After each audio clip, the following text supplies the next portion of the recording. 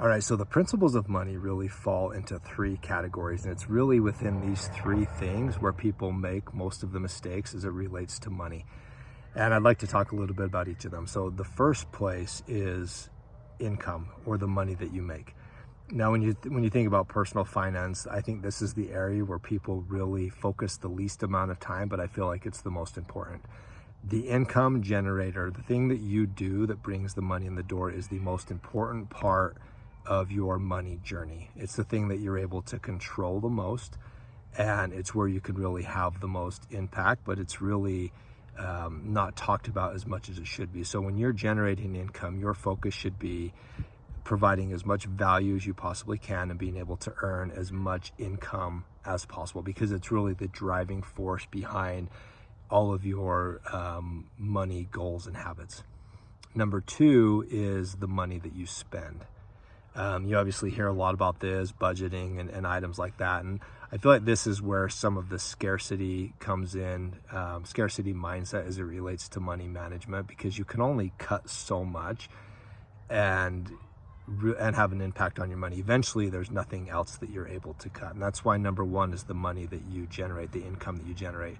This area really needs to be thought about in, eliminating waste, or not overspending based upon wants and needs. A lot of things that people do is buying too expensive of a car, getting themselves house poor by buying too big of a home, eating out. Some of those things really drain people's finances. And so this part of money management, you just need to have a really good idea of the money that you're making or that you're spending, and try to eliminate the waste that really isn't providing value.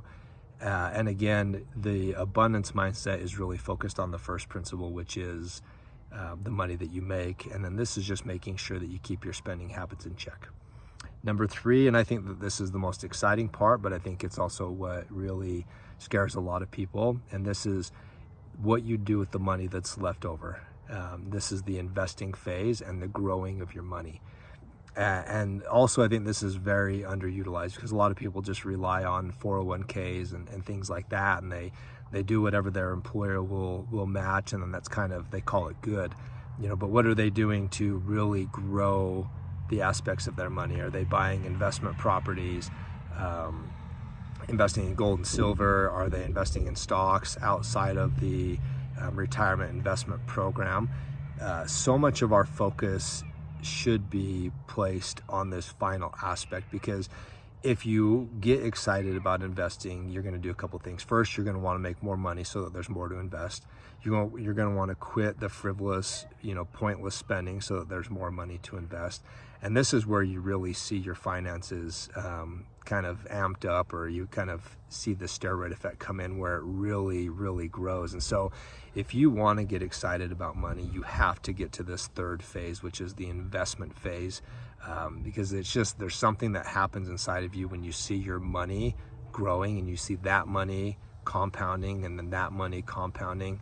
It just really is a remarkable thing, and it's incredibly powerful. And so keep these three things in mind. Number one, increase your income and really provide as much value so that you can bring in as much as possible. Number two, cut out frivolous spending, things that aren't providing value.